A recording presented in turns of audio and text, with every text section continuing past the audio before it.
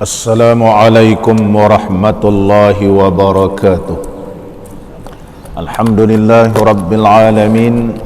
Wassalatu wassalamu ala sayyidina wa nabiyyina wa habibina Muhammadin wa ala alihi wa ashabihi ajma'in.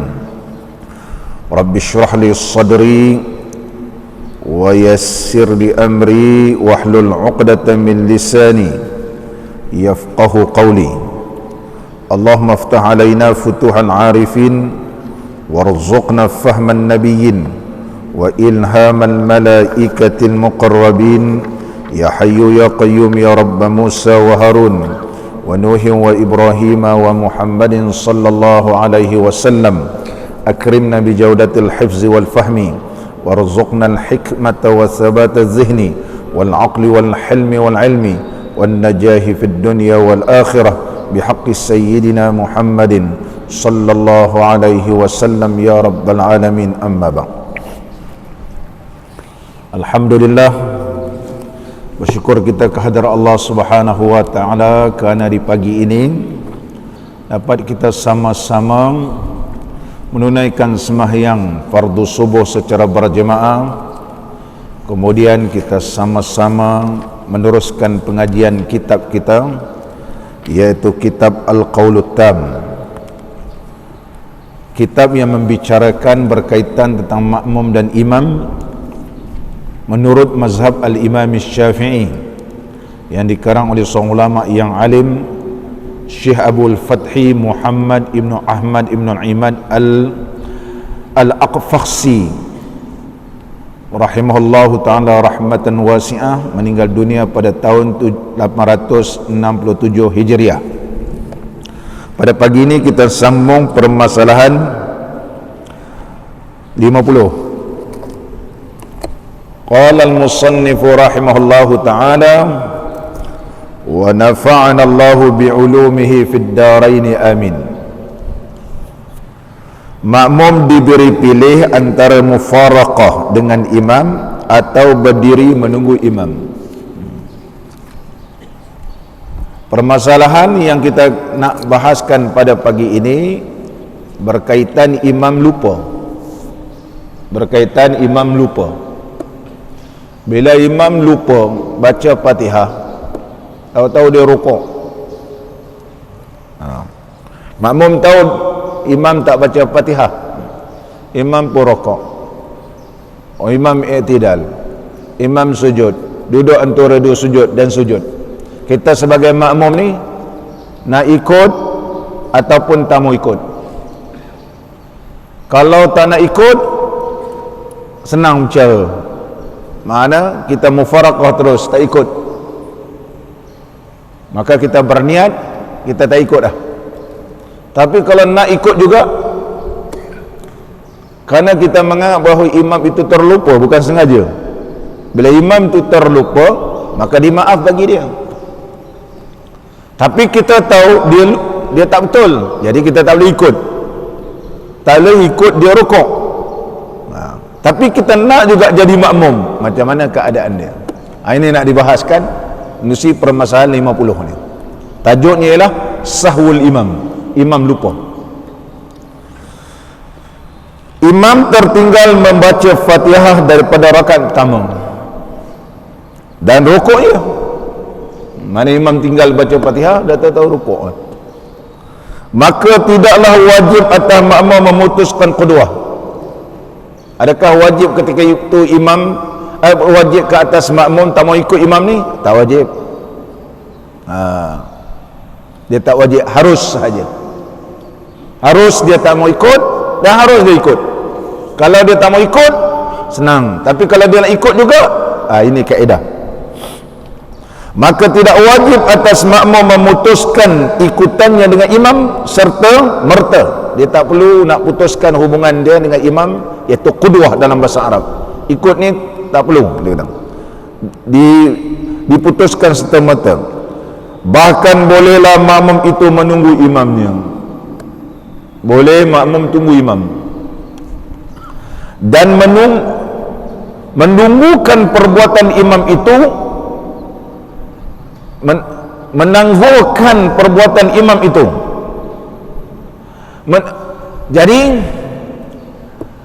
kita menanggungkan perbuatan imam, menanggungkan perbuatan imam itu sebagai lupa. Kita ihtimalkan, iaitu menanggung.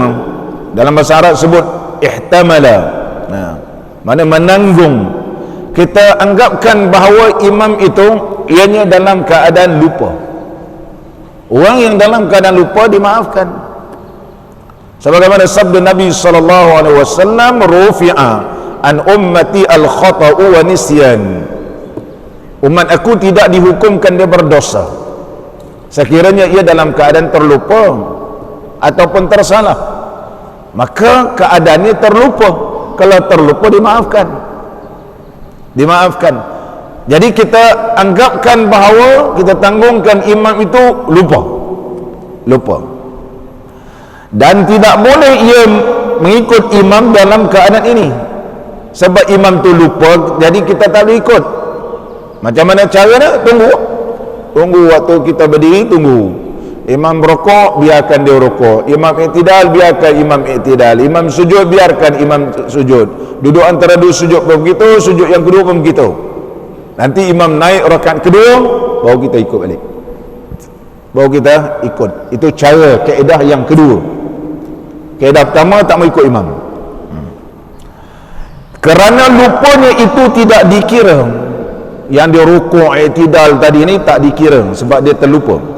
Bahkan diberi pilih kepada makmum antara mufarakah dengan imamnya dan terus rukuk dan sujud dengan sendirinya. Ini ambil jalan mudah. Kalau imam dah salah, kita pun niat tak mau ikut imam dah. Tak payah nawaitu usolli ni. Kita pun kata imam dah salah, kita pun tak mau ikut imam. Kita pun berukuk sendiri, i'tidal sendiri, sujud sendiri, duduk antara duduk dan sujud, dan rakaat seterusnya kita sendiri.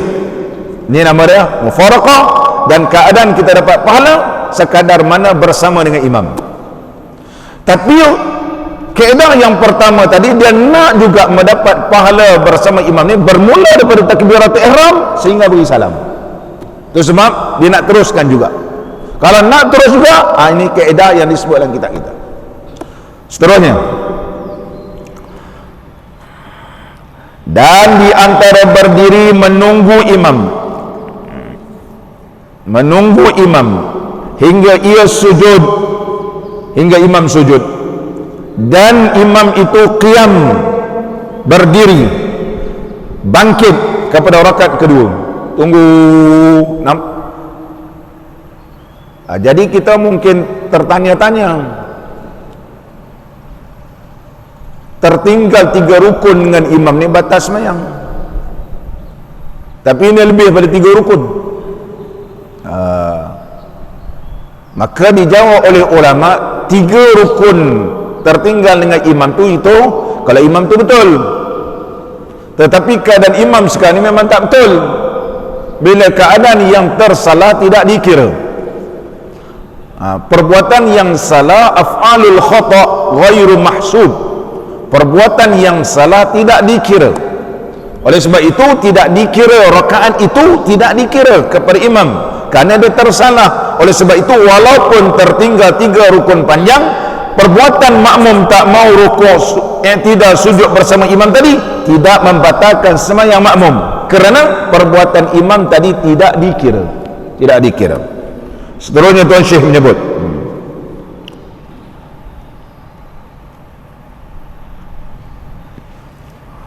dan maka hendaklah makmum itu mengikut rukuk bersama imamnya.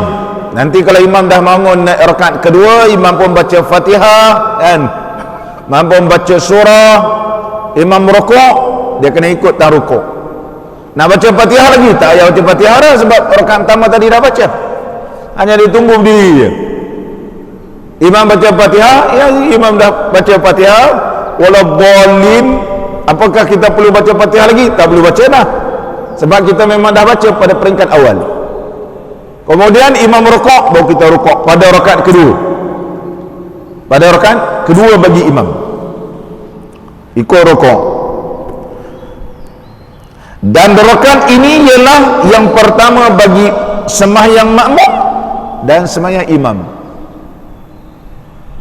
Kerana perbuatan imam pada rakaat pertama tak baca surah Fatihah, tak dikira rakaat dia. Maka ketika imam naik rakaat kedua, bawa baca Fatihah, baca surah, maka naik rakaat kedua itu tidak dikira rakaat kedua, tetapi dikira rakaat pertama bagi imam. Begitu juga bagi makmum yang menunggu tadi. Itu maksudnya. Dan seterusnya lagi. Dan apa yang diperbuat oleh imam itu adalah termasuk ke dalam perkara lupa juga. Dia dikategorikan sebagai perbuatan lupa. Tidak dikira dengannya. Mana tak dikira. Tapi imam tak tahu dia lupa. Masalah imam tak tahu dia lupa. Kalau subhanallah, subhanallah pun dia mana tahu apa salah dia. Di dalam mazhab kita Imam Syafi'i tak boleh tegur dalam sembahyang, nak beritahu imam tak boleh, batas sembahyang kita. Kecuali mazhab Maliki boleh. Mazhab Maliki boleh. Subhanallah, subhanallah tu imam tu tanya, apa salah aku? Gitu. Mazhab Maliki tidak boleh berkata-kata lebih daripada adatnya. Boleh, dalam mazhab Maliki boleh. Mazhab Maliki berdasarkan perbuatan Zulyadain radhiyallahu an menegur Nabi sallallahu alaihi wasallam. Ketika mana Nabi sallallahu alaihi wasallam sembahyang fardu asar kurang 4 rakaat, dapat 2 rakaat terus keluar. Kemudian memegang sesuatu di luar masjid ini dalam keadaan muka yang begitu merah. Nampak muka Nabi sallallahu alaihi wasallam macam ada sesuatu yang dipikirkan. Sedangkan sembahyang fardu asar 2 rakaat. Para sahabat semua tahu sembahyang fardu asar ni 4 rakaat. Tidak boleh sembahyang 2 rakaat kecuali bermusafir. Ni tak bermusafir, masih lagi duduk dalam kota Madinah Munawwarah. Macam mana pula boleh jadi 2 rakaat? Para sahabat lain tak berani nak tegur, takut turunnya syariat ada sembahyang asar 2 rakaat. Yang berani ialah Zulyadain radhiyallahu anhu. Zulyadain yang tanya kepada Nabi sallallahu alaihi wasallam, "Aqusiratis salatu am nasita ya Rasulullah?" Adakah sembahyang ini diqasar ataupun engkau lupa?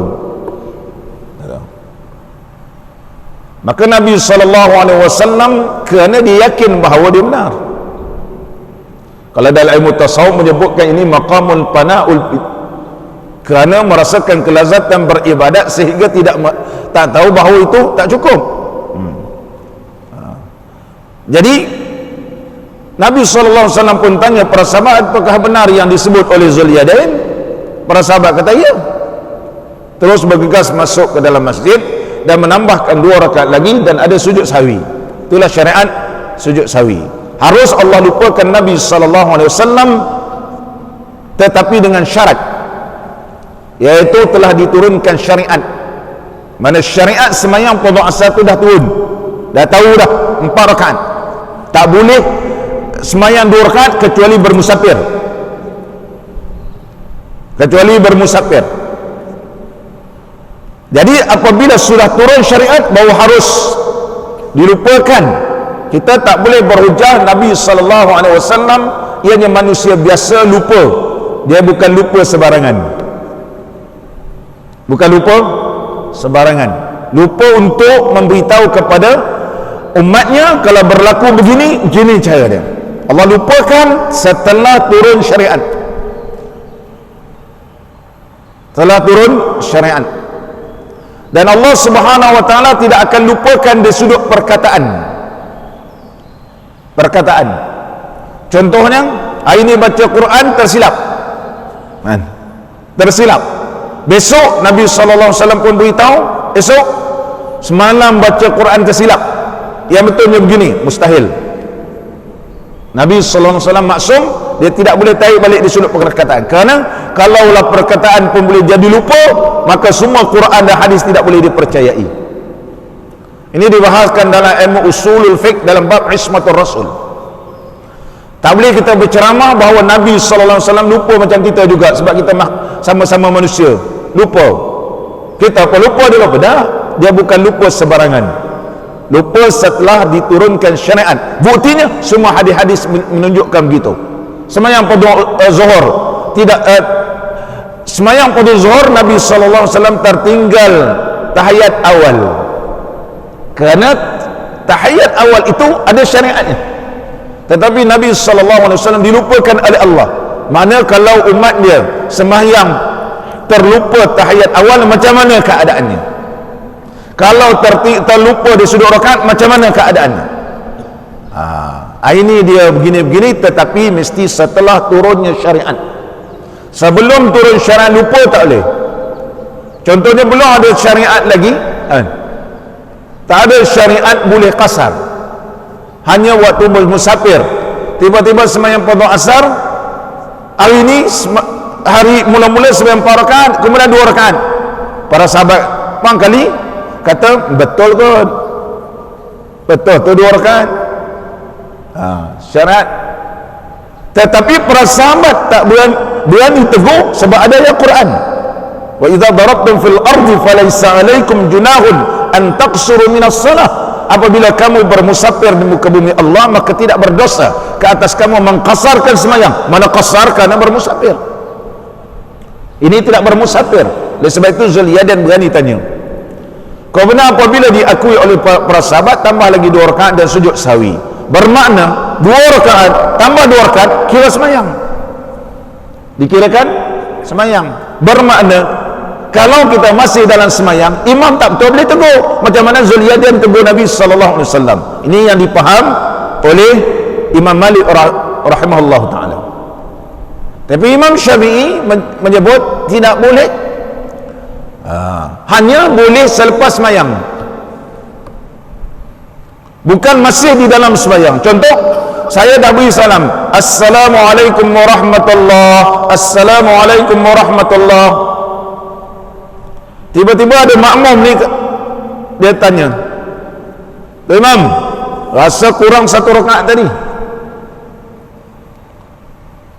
Dia kata, betul tu kurang. Anda pun rasa begitu. Terus sambung, sebab dah habis semayang. Assalamualaikum warahmatullah, dengan syarat tidak melebihi kadar 1 kalimatin, iaitu 6 patah perkataan di antara perbualan imam dengan makmum. Berdasarkan perbualan Zulyadain dengan Nabi SAW, dan Nabi tanya kepada para sahabat, ulama kira perkataannya tidak melebihi 6. Maka diambil pandangan itu bahawa tidak melebihi 6 patah perkataan. Lebih kurang 6 patah lah, tak payah kira dengan jari. Lebih kurang tak lama begitu. Begitu. Ini mazhab kita. Mazhab kita betul. Sebab macam mana nak dikiaskan di dalam semayang, sedangkan perbuatan yang ditunjukkan oleh Nabi SAW ditegur oleh Zulyadan selepas beri salam, bukan di dalam tengah semayang. Macam mana Imam Malik boleh kiaskan pula di dalam semayang? Nampak hujah Imam Syafi'i. Maka hujah Imam Syafi'i ini kokoh, dan Imam Syafi'i mengambil pandangan, kalau setelah habis beri salam kemudian ada orang tegur bahawa tu imam kurang 1 rakaat, ya boleh terus tambah 1 rakaat, tak payah ulang daripada 1 rakaat, daripada awal balik 1, tambah aja 1, kemudian sujud sawi. Jadi kita dalam sembahyang tak boleh tegur tu imam, tu imam sebenarnya kurang 1 rakaat. Kalau tak boleh cakap Melayu, dia tukar cakap Arab. Kata dalam sembahyang tak boleh cakap Melayu, maka tukar cakap Arab. Dia tukar cakap Arab. Dia kata zid rakaatan, tambah 1 rakaat. Tu imam pun tambah lagi 1 rakaat. La yajuz. 3 mazhab tidak bersetuju, kecuali 1, iaitu mazhab Imam Malik. Imam Malik mengatakan harus. Imam Malik kata boleh. Kita mazhab Imam Syafi'i pun juga ada hujah, kita pakailah mazhab Imam Syafi'i gitu. Kalau imam tu subhanallah dia pun tak tahu, biarkan tu imam tu terus nanti bila rakaat yang seterusnya kita ikut. Nampak ni, ada juga jalan penyelesaian yang dibahaskan oleh ulama kita mazhab Imam Syafi'i. Kita sama balik kita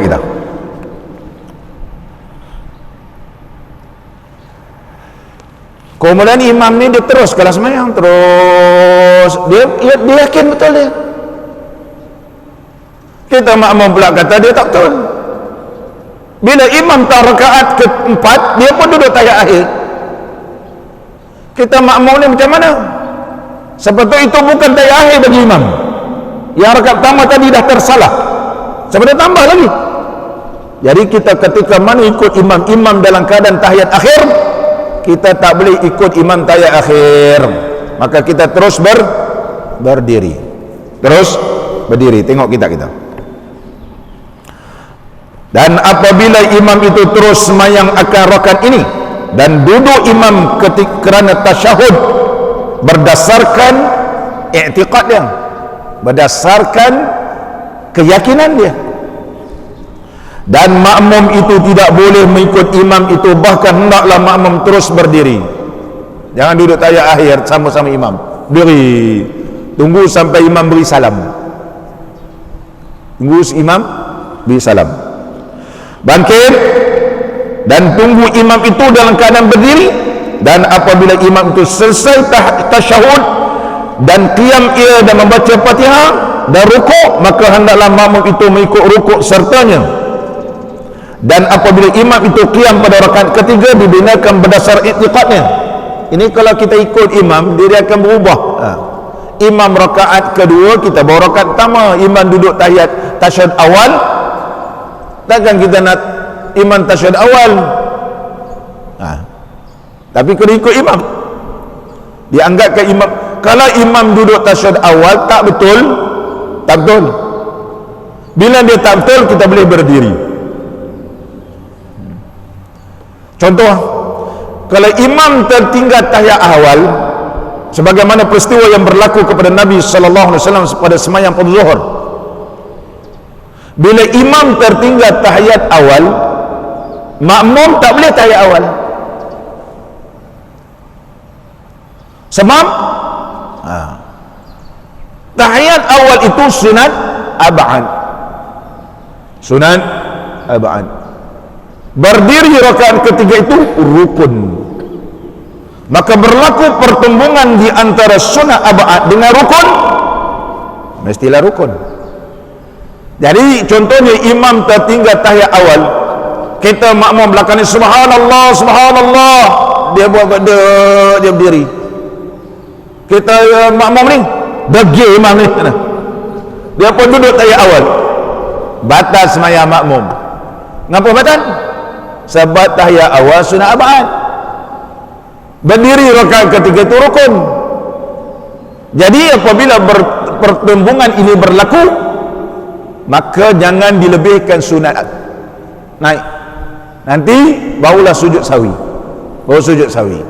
Sekarang imam tahiyat awal sunat ab'ad, kemudian berdiri itu rukun.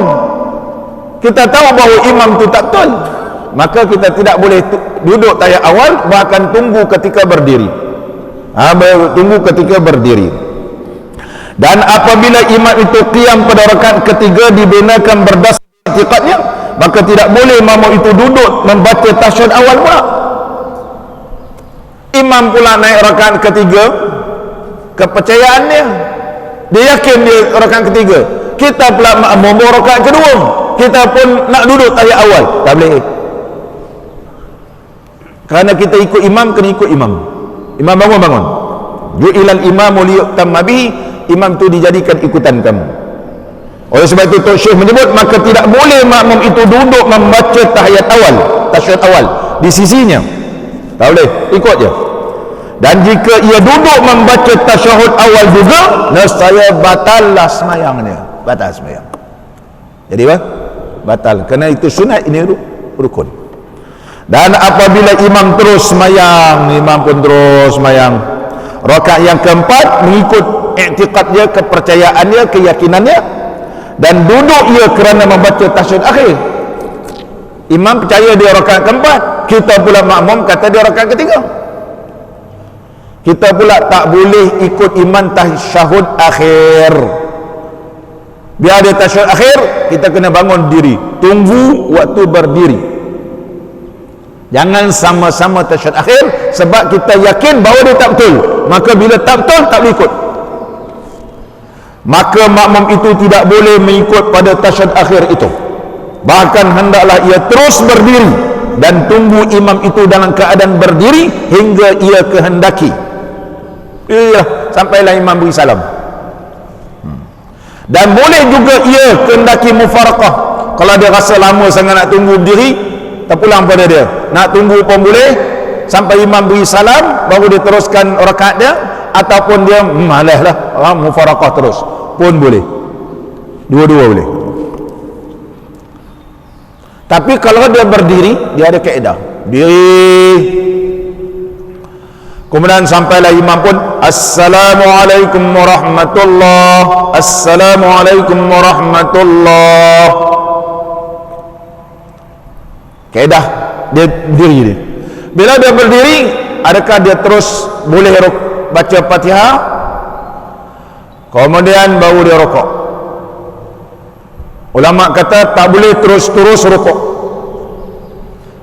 kerana di antara tempoh seorang imam yang terlupa memberi salam diberikan tempoh selama tidak melebihi 6 patah perkataan. 6 patah perkataan.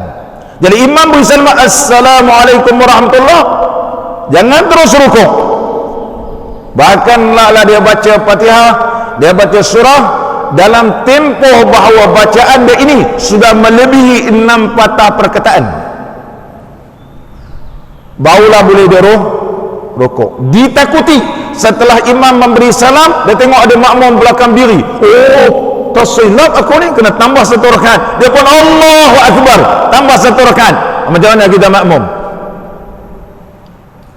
Oleh sebab itu, di atas jalan berhati-hati, ulama Syafi'i menyebut bahawa selepas imam memberi salam, tunggu dulu kadar 6 patah perkataan, barulah kita boleh rukuk. Ditakuti imam teringat dia terlupa. Begitu. Ini kaedah yang pertama dalam pembahasan kita. Cuba kita tengok. Kita ni dia tak boleh baca laju terus, baca tak faham. Dan boleh juga ia kehendaki tak mau ikut imam dan terus menyempurnakan sembahyangnya. Dan jika ia menunggu imam dalam keadaan berdiri hingga imam memberi salam, maka tidak terputus qudwah ikutan dengan semata-mata memberi salam itu. Jelas tu, imam beri salam tidak dikira lagi terputus, kerana ada kadar 6 patah perkataan lagi. Bahkan panjang cerainya itu hingga selepas memberi salam. Panjang ni kadar yang uruf ulama kata iaitu 6 kalimat, 6 patah perkataan. Oleh selepas memberi salam, koma terus, oleh itu tak ada. Jika makmum itu rukuk dan i'tidal pada rakaat itu selepas salam imam yang terlupa, batal sembahyang. Sebab apa batal? Hubungan qudwah itu masih ada, kerana tempo mesti lebih pada uruf, iaitu disebut ulama 6 patah perkataan. Dia bagi contoh kebarangkalian dan kadang-kadang ceraian yang panjang itu diihtimalkan batal ikutan imam jika makmum tidak niat mufaraqah. Dia kata ditakuti kalau dia tak niat mufaraqah, batal sembahyang. Kalau dia mufaraqah, selesai. Kerana qudwah tidak putus dengan salam imam yang terlupa, bahkan panjang ceraian selepas salam itu 6 patah. Barangkali dia teringat, dia sambung balik sembahyang. Sampai begitu ulama Syafi'i ini buat hukum. Manakala pandangan kedua dalam mazhab imam kita Syafi'i tak bersetuju pandangan ini. Pandangan yang kedua kata imam beri salam, kita terus sambung sembahyang kita sah. Imam dah beri salam, kerana imam memberi salam dalam keadaan dia sengaja memberi salam, mana dia dah tak habis, dia dah habis sembahyang. Pandangan yang kedua ni senang cerita. Apa pandangan kedua? Dan jika diihtimalkan batal qudwah itu kerana kekal qudwah di sini, tidak yakin kerana boleh jadi imam itu memberi salam ia dengan sengaja, maka terputuslah qudwah itu dengan salamnya. Nampak tak? Kita katakan imam tu beri salam dengan sengaja, habis lah. Sebab imam percaya bahawa yakin dia 4 rakaat, dia beri salam, habis lah. Jadi kita di belakang tak payahlah tunggu-tunggu masa sampai 6 patah perkataan, kita pun rokok terus, dia kata. Kita pun rokok terus. Dan jika rukuk dan iktidal makmum pada rakaat selepas salam imam dan sebelum panjang cerayannya, nescaya batal semayang mengikut yang pertama. Mengikut pandangan yang pertama tadi, imam dah beri salam, jangan terus rukuk, tunggu dalam tempoh masa iaitu lebih kurang 6 patah perkataan, boleh berrukuk, ditakuti imam tu teringat, dia sambung balik semayang. Tapi pandangan yang kedua, tak payah tunggu-tunggu, imam beri salam saja boleh rukuk makmum, dan tidak batal sembahyang mengikut pandangan yang kedua. Apa sebab? Dan yang terlebih arjah daripada dua ihtimal itu, yang pertama Allah, tapi Tok Syekh kita dia terima yang pertama untuk lebih berhati-hati, lebih berhati-hati. Masalah 51, imam dan makmum lupa sujud sahwi pula. Ini lupa sujud sahwi. Berkata Al-Imam Ar-Rafi'i, seorang ulama yang alim, mengarang kitab yang bernama Fathul Aziz. Nama kitabnya. Di antara kitabnya Al-Muharrar. Fathul Aziz adalah merupakan syarah kitab Al-Wajiz karangan Al-Imam Al-Ghazali. Al-Imam Al-Ghazali mengambil ilmu daripada guru beliau yang bernama Abdul Malik Al-Juwaini, Imam Al-Haramain. Imam Al-Haramain mengambil ilmu daripada anak murid, iaitu tuan guru beliau, iaitu ada dua di antara Al-Imam Al-Buwaiti dan juga Al-Imam Al-Muzani. Kemudian Imam Buwaiti ini mengambil ilmu terus daripada Al-Imam Al-Syafi'i. Mana Al-Imam Al-Syafi'i, Al-Imam Al-Buwaiti, kemudian Al-Imam Abdul Malik Al-Juwaini, Imam Al-Haramain. Imam Al-Haramain turun kepada Al-Imam Al-Ghazali, Imam Ghazali turun kepada Imam Al-Rafi'i. Imam Rafi'i, Imam Ghazali, Imam Al-Haramain, Al-Imam Al-Buwaiti, Al-Imam Al-Syafi'i. Tingkatannya 5 sahaja. Begitu hampir. Daripada kitab Muharrar karangan Al-Imam Rafi'i ini telah disyarahkan oleh Al-Imam Imam Nawawi menjadi kitab Raudatul Talibin. Raudatul Talibin, taman bagi orang-orang yang menuntut ilmu. Berkata Al-Imam Ar-Rafi'i, jika imam memberi salam sedangkan ia lupa sujud sahwi, Assalamualaikum warahmatullah, Assalamualaikum warahmatullah, imam Allah terlupa pula sujud sahwi. Dia teringat dia nak sujud sahwi ni, tapi dah beri salam baru teringat sujud sahwi. Macam mana? Tengok dia punya jawapan. Dan makmum pun lupa juga. Makmum pun sama. Khusyuk sangat sampai terlupa. Maka makmum pun lupa juga memberi salam ia sertanya. Makmum pun sama-sama. Kalau makmum ni teringat barangkali waktu tu dia sebut Subhanallah, makmum pun sama. Sebab tu imam keduduk tasyahud akhir tu, bila dia nak beri assalam Subhanallah, makmum buat assalamualaikum, dia bersama-sama. Dah habis semayang baru teringat tak sujud sahwi sebab meninggalkan sunat amat ataupun kerana menambahkan rukun tadi, menambahkan rakaat contohnya. Kemudian teringat imam bahawa ia terlupa sujud, baru dia teringat dia terlupa, dan ia pun sujud. Dia terlupa Assalamualaikum warahmatullah, Assalamualaikum warahmatullah, terlupa dia pula Allahu Akbar, dia pun sujud. Kita jadi makmum jangan pula sangka sembahyang hajat pula ke dia ni. Sebab orang kita sembahyang hajat selepas beri salam sujud. Dalil itu adalah hadis. Ada ulama kata bukan hadis. Assalamualaikum warahmatullahi, Assalamualaikum warahmatullahi, sembahyang hajat, kemudian kita Allahu Akbar sujud. Kerana dah beri salam, mana ada lagi takbir intiqalat, maka kita telah menambahkan sujud. Kalau kita nak sujud tidak berniat itu sujud dalam semayang, tak apa. Tapi kalau assalamualaikum warahmatullahi, assalamualaikum warahmatullahi, ini orang semayang hajat, Allahu Akbar, kalau menganggapkan bahawa itu sujud dalam semayang, kita menambahkan lagi sujud dalam semayang. Oleh sebab itu disebut dalam kitab Tuhfatuz Zakirin Imam Syaukani bahawa walaupun amalan ini mustajab wa mujarrabun, dia kata ini memang amalan ini mujarrab betul, tetapi la aslalahu, tak ada asal. Tidak semestinya mujarrab makbul doa itu ianya adalah sunnah Nabi. Nak sujud-sujud je lah, tak masalah sujud, tapi dia bukan sujud dalam semayang. Dia bukan sujud dalam semayang, dan bukan hadis Nabi sallallahu alaihi wasallam. Itu adalah rekaan ahli al-sufi.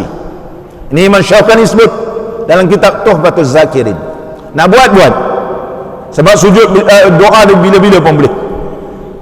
Sebab ada orang Allahu Akbar di sujud, bacalah Rabbana atina fid dunya hasanah 10 kali, selawat 10 kali, baca Rabbana atina fid dunya 10 kali, subhanaka inni kuntu minaz zalimin 10 kali.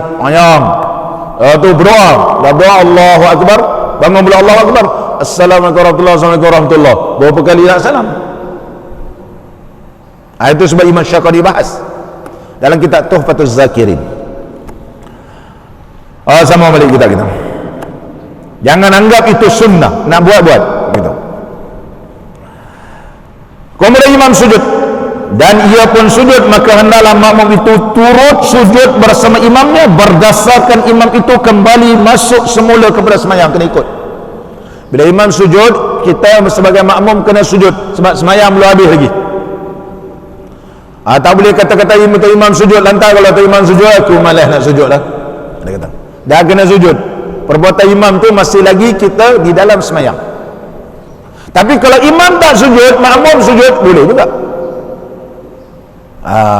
Tapi imam pula tak perlu nak sujud pula. Oh, dia tengok makmum sujud, aku nak sujud pula. Sebab kalau imam sujud, kita kena sujud. At-tabi'u tabi'un, orang yang ikut tabi'un, maka yang ikut itu terpaksa ikut dia. At-tabi'u tabi'un lil matbu', maka at-tabi'u orang yang mengikut ini kena ikut. Tabi'un ay tabi'un lil matbu', kena ikut yang diikutinya. Dan berkata al-Imam Rafi'i lagi, dan jika makmum itu mengikut memberi salam dan teringat ia bagi sujud itu, kemudian imam kembali sujud sahwi, maka makmum janganlah mengikut kerana salamnya makmum dengan sengaja itu mengandungi putus kedua dengan imam. Dan jika makmum itu mengikut memberi salam dan teringat ia bagi sujud itu, kemudian imam kembali sujud sahwi, maka makmum jangan mengikut kerana salam makmum dengan sengaja itu mengandungi putus kedua dengan imam. Dan ini jelas bahawa kekal kedua tidak putus ikutan imam itu selepas salamnya dengan lupa untuk sujud sahwi, atau lagi dengan meninggalkan sunat-sunat abaat di dalam semayang. Muslimin dan muslimat yang dirahmati oleh Allah Subhanahu wa taala, kata Imam Rafi'i, lau sallama al-imamu nasiyan li sujudis sahwi. Tapi ayat yang di bawah ni macam ada kelainan sedikit. Manakala Imam Rafi'i menyebut iza sallama al-ma'mumu, bila makmum beri salam zakiran lis sujud, dia ingat memang ada sujud. Itu beza dia. Permasalahan yang pertama, imam beri salam, makmum pun beri salam, makmum tak tahu ada sujud sahwi. Permasalahan kedua ini, imam beri salam sedangkan makmum tahu bahawa sujud sahwi. Bila tahu sujud sahwi, maka dia pun sujud. Ini permasalahan yang kedua, tak sama. Saya bacakan nas Arabnya. Yang Melayu ni macam ada tertinggal ayat. Apabila makmum memberi salam zakiran lis sujud, iaitu memang ingat ada sujud sawi. Summa adal imamu, kemudian imam ulang balik, imam pun beri salam, Allah terlupa sujud sawi, dia pun bangun, dia pun sujud sawi. Lam yutabi'hu, makmum tak boleh ikut. Sebab apa imam tak boleh ikut? Makmum tak boleh ikut sebab dia beri salam dengan sengaja, dia tahu ada sujud, dia pun beri salam. Lianna salamahu abdan, bila makmum beri salam dengan sengaja, yatadammanu qat'an qudwah, maka ianya terkandung di dalamnya memutuskan ikutan dengan imam. Itu maksud perkataan yang kedua oleh al-Imam Ar-Rafi'i rahimahullah ta'ala. InsyaAllah kita sambung pada masa akan datang. Mudah-mudahan pertemuan kita diberkati oleh Allah subhanahu wa ta'ala. Ini ada beberapa amalan sebelum masuk waktu subuh. Jadi kita tadi datang awal, kemudian kita nak zikir apa? Orang tanya, ustaz nak zikir apa? Jadi menurut dalam kitab I'anatul Talibin di Imam Said Abu Bakar Syata Ad-Dumyati rahimahullah ta'ala, seorang wali Allah yang terkenal, berhijrah ke Mekah, mengarang kitab yang terkenal I'anatul Talibin, seorang ulama Syafi'i yang alim, Syekh Abu Bakar Syata Ad-Dumyati. Syata ni ada seorang wali Allah yang berada di Dumyat. Jadi ayah dia nisbahkan Syata ni supaya anak-anak dia pun jadi wali. 3 adik-beradik ni semua wali Allah. Syekh Abu Bakar Syata Dumyati. Amalannya, Allahumma rabba Jibril wa Mikaila wa Israfila. Ya Allah, Tuhan Jibril, Allah ni Tuhan Jibril, Tuhan Mikail, Tuhan Israfil, Tuhan kepada hamalatil arsy yang menengok arash, dan Tuhan kepada Nabi Muhammad sallallahu alaihi wasallam, ajirni minan nar, ajirni minan nar, ajirni minan nar. Ya Allah, jauhlah aku daripada api neraka. 7 kali. Allahumma adkhilnil jannah, ya Allah masuklah aku dalam syurga, 8 syurga ni. Ini amalan. Kemudian kalau kita nak tunggu semayang sambil mengiring, bacanya al-mauta al-mauta, aku ingat mati, aku ingat mati. Allahumma kama hakamta alayya bil mauti an takfiyani syarra sakaratil maut. Kalau kau takdirkan aku mati, ya Allah jauhlah aku daripada kejahatan sakaratul maut. Bila kita baring gitu, mengiring seperti ditanam dalam kubur. Mana dia? Dia ni ya. Begitu. Bila mengiring gitu, kita kata ingat di dalam kubur aku mati, mati, mati, mati. Boleh Jeffrey begitu. Bukan mengiring saja. Tapi dalam masjid kalau membawa pita tak payah baring lah. Duduk sambil duduk makcik-makcik, kakak-kakak duduk, al-mauta al-mauta. Ini sebelum subuh, mengingatkan kematian. Kalau ingat mati tak jadi mengantuk. Kalau kipas pula laju, mengantuk terus. Kemudian semayang sunat fajar. Banyak sunat fajar, banyak kaifiat. Ada yang baca kuliah dan qul wallahu ahad, ataupun baca, ada lagi dalam surah yang lain, kita ambil yang paling mudah, alam nashrah rakaat pertama, dan rakaat kedua alam tarakai. Nak gabung dua pun boleh, alam nashrah kemudian kuliah, alam tarakai qul wallahu ahad. Ulama Syafi'i kata kalau gabung lagi baik. Kelebihannya, siapa mengamalkan kaifiat ini, insya-Allah tadi kita semayang hari ini, insya-Allah tak akan bertembung dengan kejahatan. Mana Allah peliharakan kita daripada segala kemudaratan. Yang kedua, barang siapa melazimi mengamalkan 2 ayat ini, insya-Allah tak kena penyakit buasir. Yang ketiga, dia banyak sebenarnya, saya petikkan 3 je. Yang ketiga, barang siapa melazimi membaca 2 surah ini tadi sebelum subuh, Salatul Fajar tu mana semayang sunat sebelum subuh, bukan sebelum azan. Sebelum azan kita nak semayang sebelum semayang fardu subuh, nama dia Salatul Fajri. InsyaAllah kalau ada orang berniat jahat kepada kita, tak sampai kat kita, tak sampai kat kita. Alam Tarakai ni kelebihan surah Alam Tara. Sebab kelebihan alam tarakai ini, tarmihim bihijaratin min sijil, Allah utuskan buruk ababil, lontarkan batu daripada neraka, hancur. Maknanya kalau ada hari ini orang berniat jahat kepada kita, kelebihan surah ini, Allah Subhanahu wa taala peliharakan kita. Kemudian dah habis solat, nak zikir apa kakak-kakak semua? Zikir ni. Ya Hayyu Ya Qayyum La ilaha illa anta 40 kali. Ya Hayyu Ya Qayyum Ya Badi'as Sama. Ya Badi'a, betul kan? Dah silap baris ha? Ya Hayyu Ya Qayyum Ya Badi'as Samawati wal Ard. Ya Badi'as Samawati. Wahai Tuhan yang maha hidup, yang berdiri sendiri, yang mencipta langit dan bumi. Ya Zal Jalali wal Ikram, yang maha gagah perkasa dan juga yang maha mulia. Yang atas tadi 40. Kemudian Ya Allah La ilaha illa anta. Ini doa ni nak bagi hati kita kuat iman. As'aluka, aku mohon kepada engkau ya Allah, antuhyiya qalbi, kau hidupkan hatiku ya Allah, binuri ma'rifatika, dengan cahaya makrifat engkau ya Allah ya Allah ya Allah ya Arhamar Rahimin. Sebanyak berapa? 41 kali. 41 kali. Kemudian sambung lagi. Lama kita tadi nak tunggu kamat. Zikir la ilaha illallah al-malikul haqqul mubin 100 kali. Kemudian subhanallahi wa bihamdihi subhanallahil azim astaghfirullah 100 kali.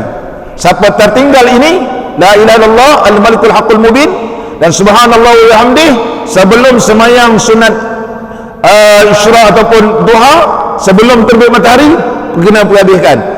Kerana kita dah terlepas, nanti selepas sunat zuhur, sebelum sayang pada zuhur, dia qada semula. Dia qadakan semula. Mudah-mudahan amalan ini yang diamalkan oleh ramai para ahli ulama di kalangan mazhab kita Imam Syafi'i dapat manfaat kita semua. Bismillahirrahmanirrahim. Alhamdulillahi rabbil alamin. Wassalatu wassalamu ala sayyidina wa nabiyyina wa habibina Muhammadin wa ala alihi wa sahbihi ajma'in. Allahumma ja'al jam'ana hadha jam'an marhuma wa tafarruqana min ba'dihi tafarruqan ma'suma wa la taj'al fina wa la ma'na wa la man yatba'una syaqiyyan wa la mahruman wa la matruda. Wa sallallahu ala sayyidina Muhammad wa ala alihi wa sahbihi wa baraka wa sallam walhamdulillah rabbil alamin.